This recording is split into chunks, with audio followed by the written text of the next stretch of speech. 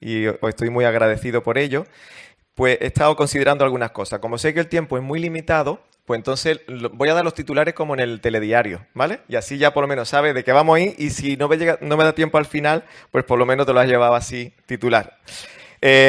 Mensaje telegráfico. Dios es luz y no hay tinieblas en él. Amén. Gloria a Dios. Hay muchas mentiras que desvelar.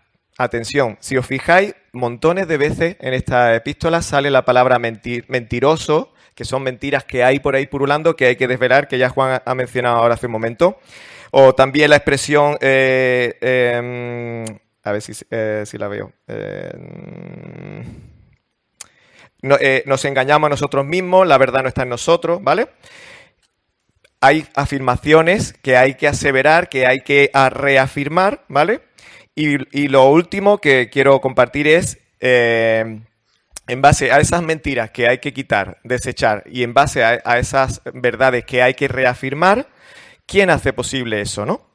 Bueno, rápidamente, tengo que hacer alusiones al capítulo 1, porque si no, para mí el capítulo 2 se me queda corto. Entonces, si me lo permitís, los que ya estuvisteis escuchando la semana pasada, yo no estuve aquí ni he escuchado, pero voy a tratar de recordar cosas importantes. Ya he dicho una antes.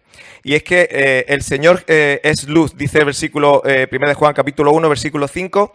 Y este es el mensaje que hemos oído de Él, del Señor Jesús, y que os anunciamos. Dios es luz y en Él no hay tiniebla alguna, ¿vale? Entonces, partimos de esta premisa. Es fundamental que esa premisa esté totalmente bien afirmada, bien clara, y de ahí parte todo, y toda la epístola. Hay mentiras que hay que desvelar o desenmascarar o desechar, ¿no? Versículo 6 dice, una de las mentiras que hay que desechar es que si decimos que tenemos comunión con Él, pero andamos en tinieblas, mentimos y no practicamos la verdad. Entonces, no es posible que se pueda estar en comunión con Dios y decir, yo conozco al Señor, el Señor me conoce a mí, pero yo estoy andando en tinieblas, no estoy andando en la luz, no estoy andando en lo que la palabra del Señor me enseña y me dice. Y ahora vamos a verlo un poquito más detalladamente. El que diga eso, miente, ¿vale? No es compatible. Y no practica la verdad. Subraya esta frase, no practica, ¿vale? Vamos a quedarnos con eso de practica la verdad. Versículo 7, 1:7 dice, mas si andamos en la luz, como Él está en luz, ya hemos dicho, Dios es luz, si andamos en la luz, tenemos comunión los unos con los otros. Ahí sí es posible, ¿vale? Dice, y la sangre de Jesús, su Hijo, nos limpia de todo pecado, ¿vale? Entonces ya nos está diciendo que andamos en la luz, pero pecado va a haber y puede haber.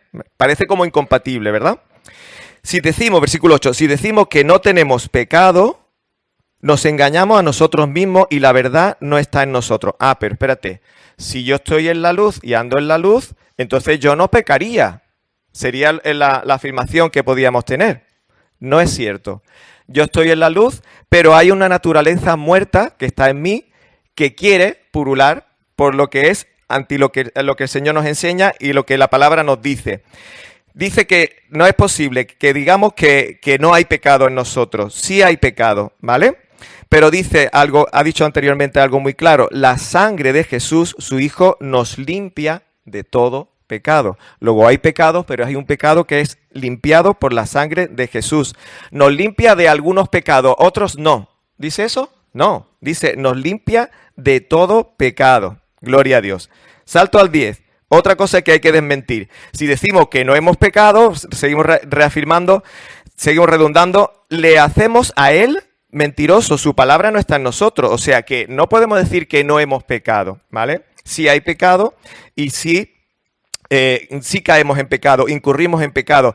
Pero ¿qué ocurre? No estamos viviendo en una vida de permisividad en el sentido de que, bueno, pues la Biblia me está diciendo que hay pecado. A la vez que yo tengo comunión con la luz, pero no me está diciendo que tengo permiso para pecar.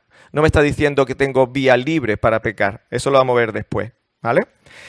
Sin embargo, sí me está diciendo, examínate y mira porque sí hay pecado.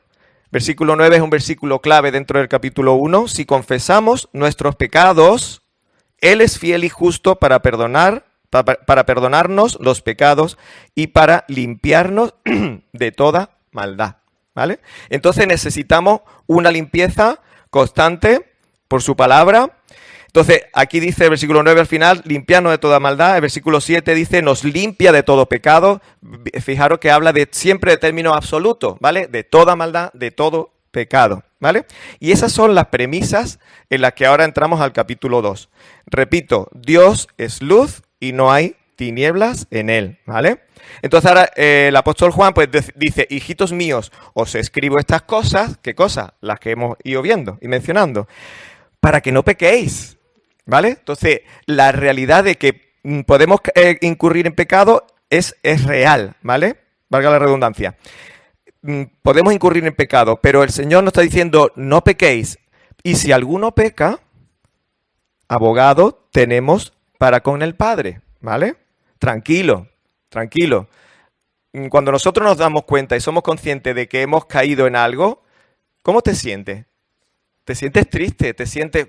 Y esto otra vez, y este carácter que tengo, y esta manía que tengo, en fin, cada uno su cojera, ¿vale? Su cojera. Y te sientes triste, te sientes mal, eso es el Espíritu que te está hablando y te está recordando. Pues dice la palabra, y gloria a Dios, que si alguno peca, tenemos abogado para con el Padre. ¿A quién es ese abogado? A Jesucristo. ¿Y cómo le apoda?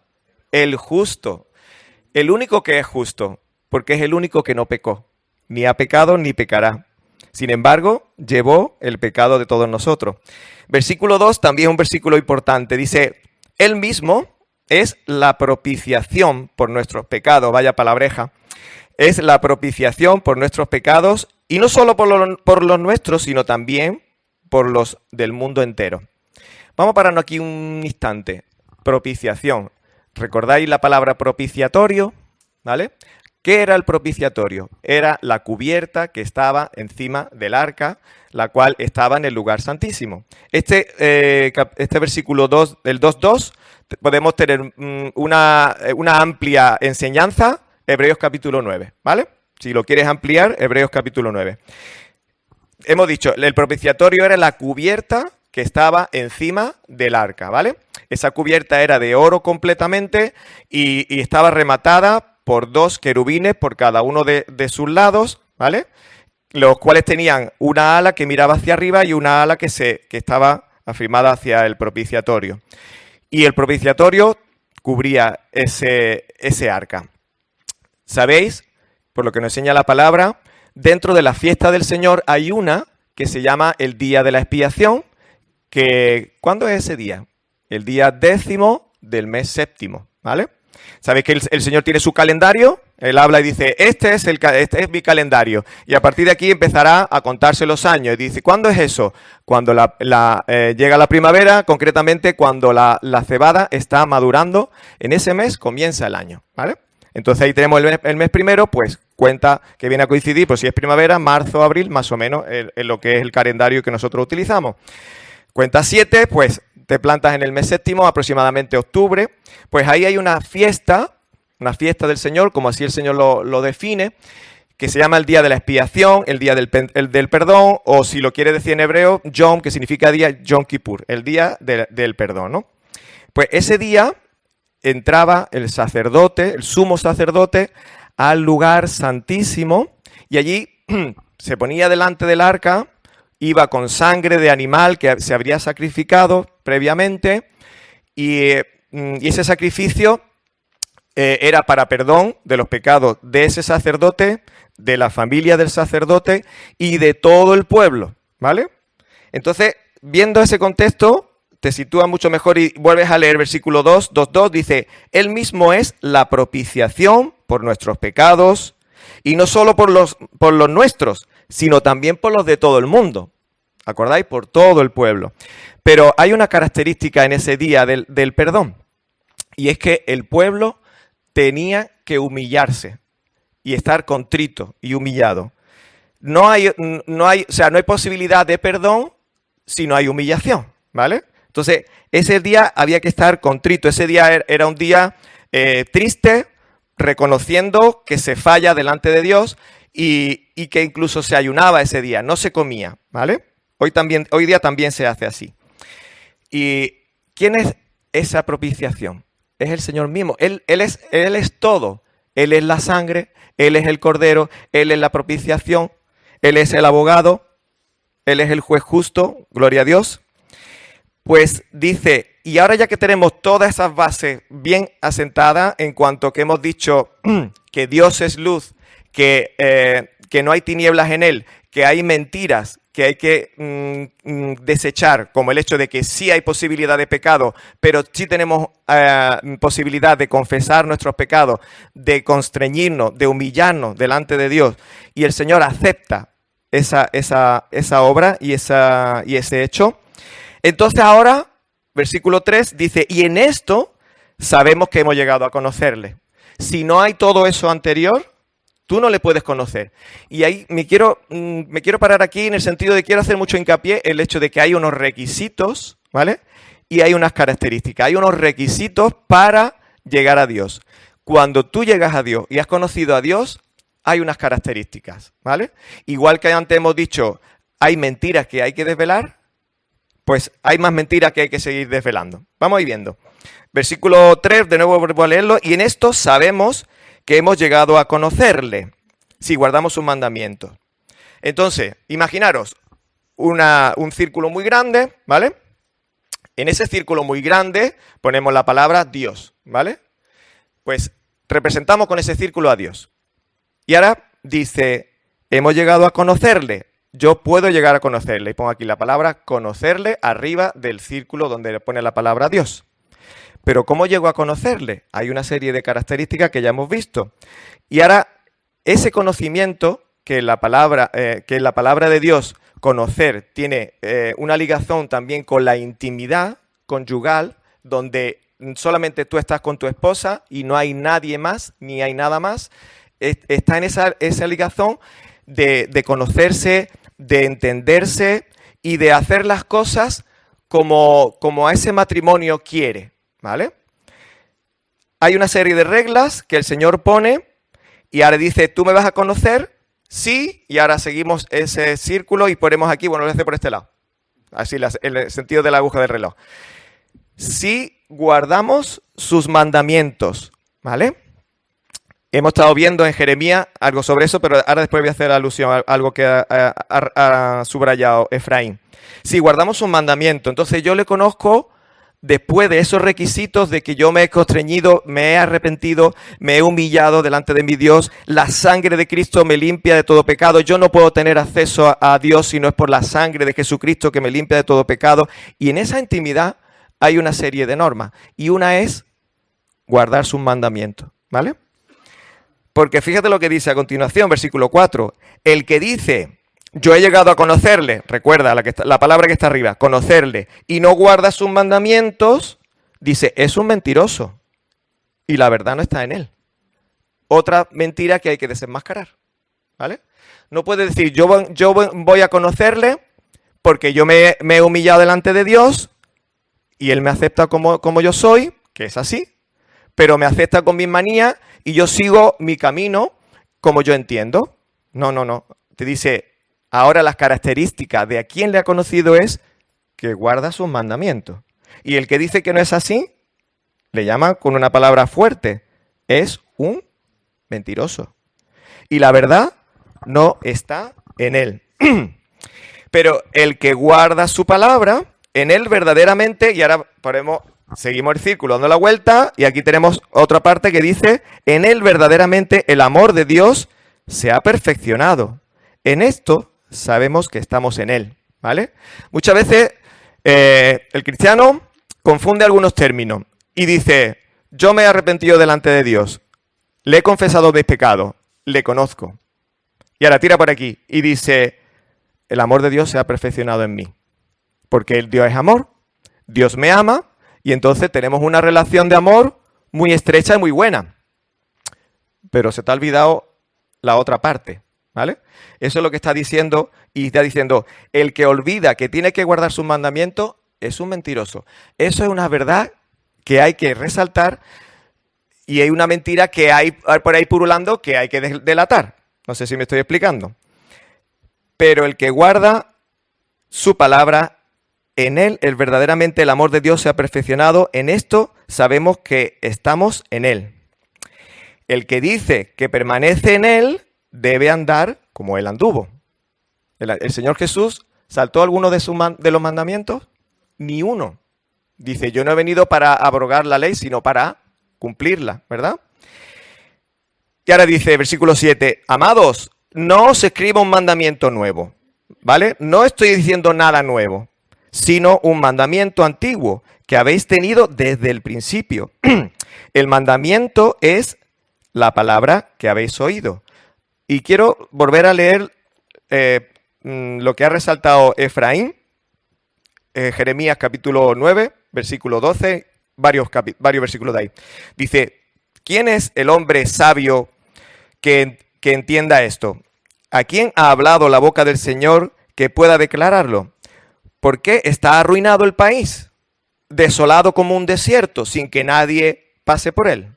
Respondió el Señor, porque han abandonado mi ley, que puse delante de ellos, y no han obedecido mi voz, ni andado conforme a ella, sino que han andado tras la terquedad de sus corazones y tras los Baales, tal como sus padres le enseñaron. Por tanto, así dice el Señor de los ejércitos, el Dios de Israel, he aquí, yo daré de comer ajenjo a este pueblo y le daré de beber agua envenenada, etcétera, etcétera. Entonces, habían abandonado su ley.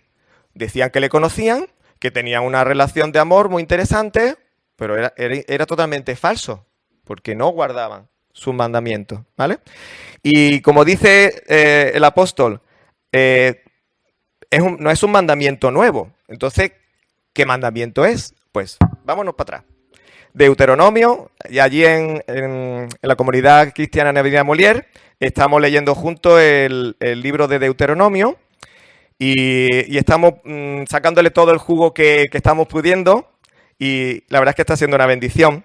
Deuteronomio capítulo 6, aquí te dice cuál es, en qué consiste. Dice, estos pues son los mandamientos, los estatutos y los decretos que el Señor vuestro Dios me ha mandado que os enseñe, para que los cumpláis en la tierra que vais a poseer, para que temas al Señor tu Dios, guardando todos sus estatutos y sus mandamientos que yo te ordeno, tú y tus hijos y tus nietos, todos los días de tu vida, para que tus días sean prolongados, guardando todos sus estatutos, mandamientos. Escucha pues, oh Israel, atiende y cuida de hacerlo para que te vaya bien y te multipliques en gran manera en una tierra que emana leche y miel, tal como el Señor, el Dios de tus padres, te ha prometido. Escucha, oh Israel, escucha.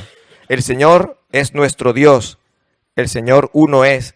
Y ahora dice, amarás al Señor tu Dios con todo tu corazón, con toda tu alma, con toda tu fuerza. Y estas son las palabras que yo te mando hoy, estarán sobre tu corazón y diligentemente las enseñarás a tus hijos y hablarás de ella cuando te sientes, etcétera, etcétera. O sea que eso es conocerle, eso es conocerle. Conocerle, dice el Señor, guarda mis mandamientos, el amor de Dios se perfecciona, ¿vale? Sin embargo, ahora dice, por otra parte, os escribo un mandamiento nuevo. A ver, Juan, aclárate, ¿o es nuevo o no es nuevo? ¿En qué quedamos? ¿Vale? Dice, el cual es verdadero en él, podríamos decir, se hace realidad en él y en vosotros, porque las tinieblas van pasando y la luz verdadera ya está alumbrando. ¿Cómo era la premisa del principio? Dios es luz y en él no hay tinieblas, ¿vale? Entonces eso nos va aclarando mucho. Me gustaría leer este versículo en la versión hispanoamericana porque está muy bien explicado, muy bien traducido. Por lo menos se entiende mucho. Dice de versículo 7, queridos, el mandamiento sobre el que os escribo no es nuevo, sino antiguo, pues vosotros lo tenéis desde el principio y es la palabra que habéis escuchado. Pero sin embargo, se trata de un mandamiento nuevo en cuanto que se realiza en Cristo y en vosotros. Eso es lo nuevo, que se realiza a través de Cristo en nosotros, porque las tinieblas van pasando y ya alumbra la luz verdadera. Entonces, y ya voy terminando. tenemos estas premisas importantes. Dios es luz, hay una serie de mentiras que hay que desvelar y que aclarar, pero también hay cosas que hay que a ver cómo lo digo, son las características de los seguidores que son de los hijos de Dios, ¿vale? Y una cosa no quita la otra. No podemos decir, bueno, pues yo me he arrepentido de mis pecados y yo hago las cosas como ya entiendo. Tampoco tú puedes decir, yo voy a guardar los mandamientos como el Señor me dice en la palabra, pero yo no tengo arrepentimiento. No es posible. O sea, el círculo está completo conociéndole previamente porque tú has podido tener una intimidad con Él, porque te has humillado, contrañido, guardas sus mandamientos y ese mandamiento perfecciona el amor en ti. Y a partir de aquí, pues viene una serie ¿cómo lo diría? De puesta en práctica, por decirlo de alguna manera, de la parte teórica llegamos a la parte práctica de cómo se hace realidad ese amor que el Señor ha puesto en nosotros, cómo se hace realidad el hecho de que nosotros cumplimos con su palabra. Por eso dice, os he escrito a vosotros padres porque conocéis, tal, versículo 13. Y también quiero incidir un poco también en el versículo 15 y los 2 siguientes. Por lo tanto, no améis al mundo ni las cosas que están en el mundo, sino si alguno ama al mundo, el amor del Padre no está en él y está en base a lo que ya hemos estado diciendo, porque todo lo que hay en el mundo, la pasión de la carne, la pasión de los ojos y la arrogancia de la vida, dice aquí, la vanagloria de la vida, no proviene del Padre, sino del mundo.